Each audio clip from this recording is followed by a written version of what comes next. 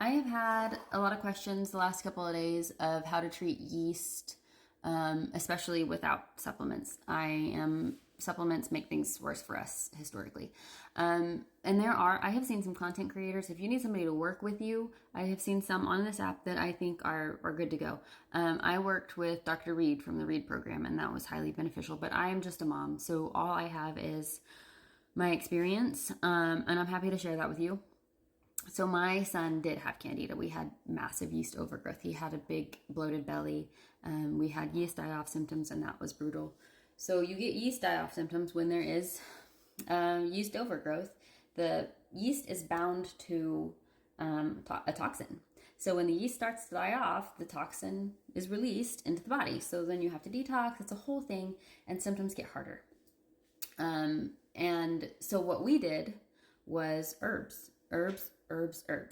A lot of culinary herbs, especially if he was eating something like starchy rice cake or whatever.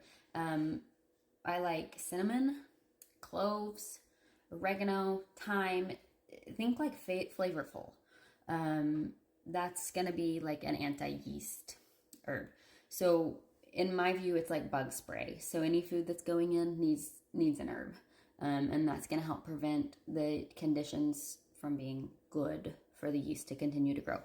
I also did a lot of herbs. These are medicinal herbs, and this is just a blend I made up. It's yeast fighter. So this has a lot of it's got mixes in it, and I would mix a tablespoon of herbs with 8 ounces of water, and I would steep that, and he would drink it. So heavy hitters for yeast are going to be pau d'arco, licorice root. Licorice root is amazing, and it's very sweet, so I had a lot of success with that.